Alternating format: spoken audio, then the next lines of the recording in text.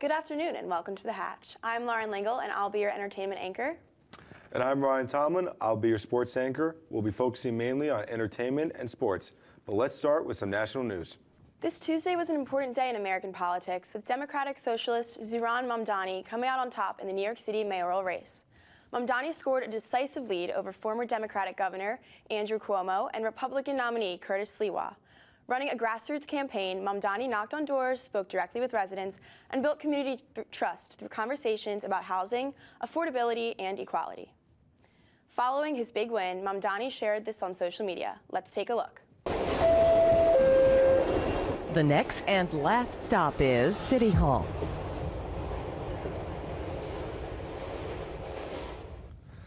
Mikey Sherrill made history Tuesday night, winning the New Jersey governor's race and becoming the state's first female Democratic governor. Her victory over Republican Jack Ciattarelli capped a campaign focused on protecting reproductive rights, expanding public education funding, and strengthening the state of the middle class. The federal government shutdown hits 6 weeks tomorrow with no deal to reopen agencies. SNAP benefits are running low, and states warn millions could miss full payments this month. At airports, TSA screeners and air traffic controllers continue working without pay, causing long lines and flight delays nationwide. Talks in Washington remain stalled as the impacts of the shutdown continue to grow. Now let's hand it over to Lauren for our entertainment news.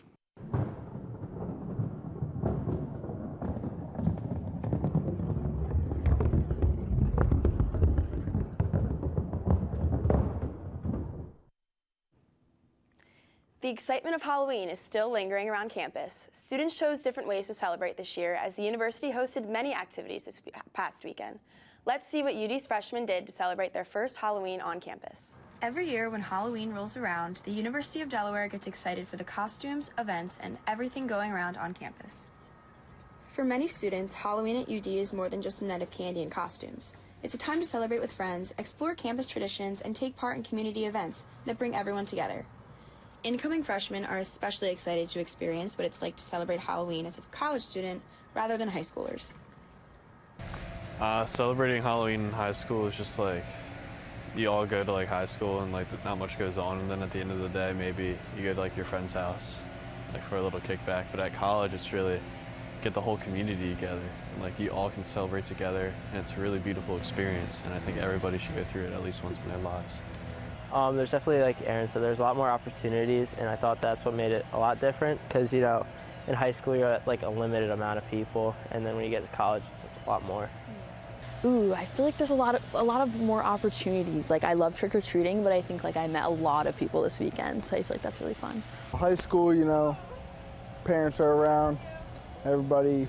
In college, it's just all your age, you're all hanging out with friends and stuff, so yeah. Many students were not only excited to celebrate their first Halloween outside of high school, but also to show off their creativity through a variety of costumes. I bought most of my costumes from Amazon. I was a bunny Thursday night. I got mine from Amazon, and I was Anakin from Star Wars. I just like made my costume from clothes I had. I was like a safari guy. I was a Foot Locker employee this year. Last year I was a referee, so I switched it up, and I got it from Dick's Sporting Goods. It was like $15. My first costume was a deer, and my boyfriend was a hunter, so it was like a couple. I bought them on Amazon. I was Pam from The Office, and I got my shirt from Goodwill for that. Whether it was dressing up with roommates or heading to campus events, freshmen say celebrating Halloween in college feels like a new chapter. It's less about trick-or-treating and more about making memories with new friends. Speaking of Halloween, every year one celebrity takes the holiday to a whole new level. Supermodel Heidi Klum hosted her 24th anniversary of Heidiween at the Hard Rock Hotel in New York City, dressing as Medusa. Klum's costume required more than 15 people to plan and 6 months to create the end result. Featuring mechanical snakes on her head, an 8-foot tail, a custom split snake tongue, and a hand-painted costume, Klum is ready to hit the red carpet. Whether it's on a red carpet in New York or a sidewalk here in Newark, fashion is everywhere, and UD students have plenty of style to show. Jessica Nemec has more on how Blue Hens are expressing themselves through fashion and what one local business owner has to say about it. After seeing all the creative costumes this Halloween, it's clear that fashion plays a big role on campus. From bold looks inspired by pop culture to unique everyday outfits, Students at UD use fashion to show off who they are. We went around to see what students wear in their everyday life. So tell us where your outfit's from. Okay, my shirt is from the Delaware bookstore, my leggings are from Aerie, and my shoes are from Nike. But the zip up and the jeans are both from Hollister, and my shoes are from Vans. So my outfit is from, the pants are from Garage, the shoes, they're from Marshalls, and then the sweaters from Marshalls. Okay, so I'm wearing I think it's like a vintage Old Navy jacket by like early 2000s, an Old Navy bodysuit, and Old Navy jeans. I'm all Old Navy today. I'm wearing my sorority sweatshirt. I think we get it from University Tees, and I'm wearing Garage sweatpants and New Balance sneakers. Hey, so I'm wearing my sorority merch. I'm wearing this vest from H&M. The leggings are from 437. Shoes are from New Balance. I am wearing a sweatshirt from UDance for the kids.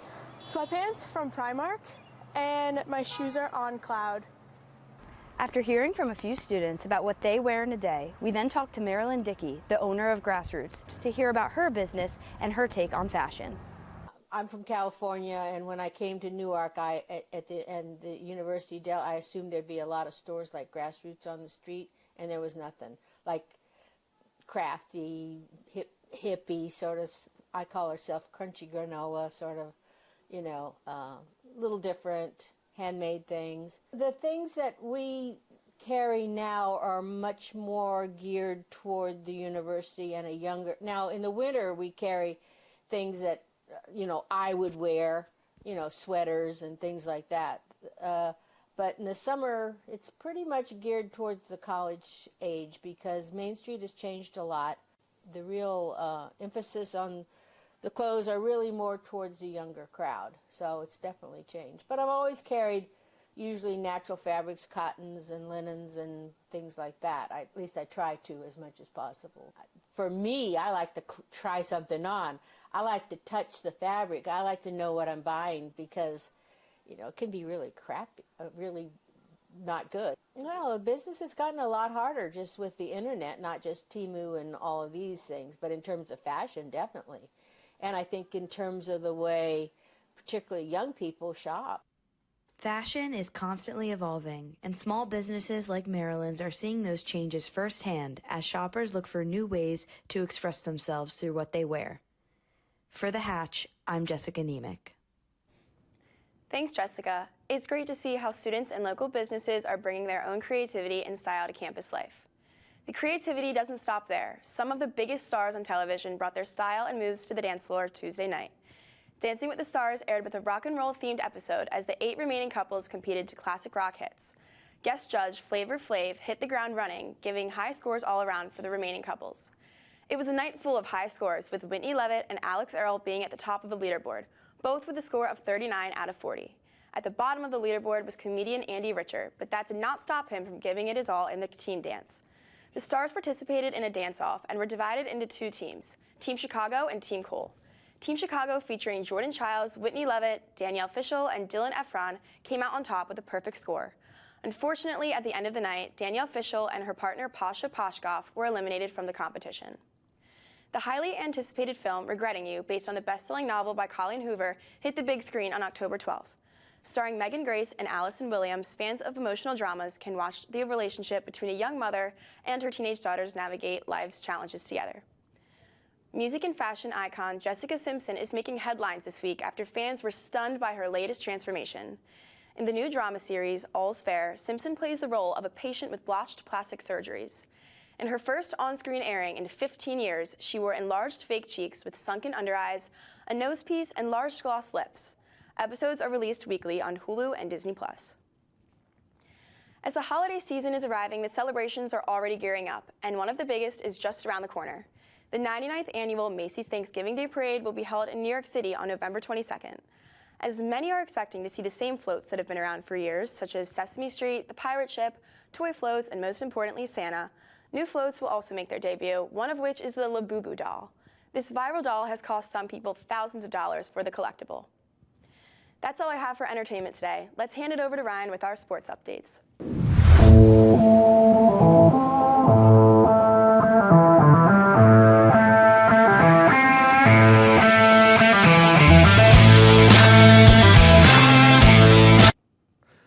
week in sports, we got defending champs, start of the season, and grueling injuries no one wants to see. For starters, the Los Angeles Dodgers shocked the entire country of Canada and pulled off a massive upset by winning 2 straight games on the road, trailing in the series. On Saturday, Los Angeles put their rally caps on and pulled off a win in an all-time 11-inning game. Miguel Rojas tied the game with 1 swing in the 9th, and catcher Will Smith delivered a go-ahead home run in the 11th to give the Dodgers a 5-4 lead. The Blue Jays had a rally go in the 11th, but Alejandro Kirk grounded to a double play to end the dramatic series. The MVP for the Dodgers was none other than Yoshinobu Yamamoto, who pitched a full 9 innings in Game 2, allowed 1 run in Game 6, and closed out the series the next day. Overall, the MVP had a 3-0 record, a 1.2 ERA, 15 strikeouts, 10 hits, and 17 innings. It's the middle of the season for the NFL, and plenty of injuries and crazy games have taken place. As a Giants fan, it is simply just misery. The Giants have lost 3 straight games since that win against Philadelphia and blew a 19-point lead within 5 minutes against the Broncos. Cam Skattebo, who gives life to New York, suffered a season-ending injury in Philadelphia in a 38-20 loss. The Giants made it close but could not compete against Mac Jones and the 49ers offense and lost on Sunday 34-24, making them 2-7 on the season. Quarterback Jaden Daniels of the Washington Commanders suffered a gruesome injury Sunday night against Seattle, dislocating his left arm and ending his season. Drake May and the New England offense stunned Michael Penix and the Falcons with a score of 24-23, and they are now 6-2 for the first time since the Brady era. The Chicago Bears and the Cincinnati Bengals played which was one considered the greatest games in NFL history with a score of 47-42. Caleb Williams in the Chicago offense put up an astonishing 576 total yards, with running back Kyle Monangai having 176 of those yards and 2 touchdowns. University of Delaware native Joe Flacco had a career high of 470 passing yards and 4 touchdowns, but was not able to come up top on Sunday. Speaking of University of Delaware, the Blue Hens traveled to Lynchburg, Virginia this past weekend to take on the Liberty Flames. Delaware offense had 420 total yards, with quarterback Nick Minicucci going 29 for 49 with 344 passing yards and 2 touchdowns. Unfortunately, the Blue Hens were not able to win since Liberty had a total of 561 yards and a turnover. The final score is 59-30 Liberty, and the Blue Hens fell to 4-4 and will be taking on the LA Tech Bulldogs and look to become bowl eligible. The women's basketball team had their season opener last night, crushing the Bloomberg Huskies by a score of 83-59 in the first Conference USA game. Leading scorers were Trinity Vance with 15 and Leigh Fantroy with 14, while Kendall Scott and Kayla Correa both racked up 11 points.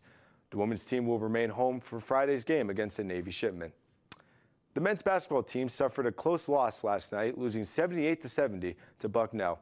Notable performance by Jamil Brown with 19 points and Christian Bliss with 16. The men's team will be taking on Wilmington Wildcats this Friday. For more on UD sports, women's ice hockey has started off their season as a Division I team. Deanna McIntyre, women's ice hockey captain, is helping lead her team into their first season. It's been a tough year, but our record does not reflect who we are at all. We've taken some really good teams into some tough games. The team are certainly the underdogs, but they're doing what they can to beat the odds. We're really just trying to build. We're trying to build this program from the ground up. It's a new year, new team. We're the newest in Division I, so it's just kind of building who we are, building our identity, and just setting this program into the place we want to get it to. We're a gritty team. We're young, but we've got some good skill.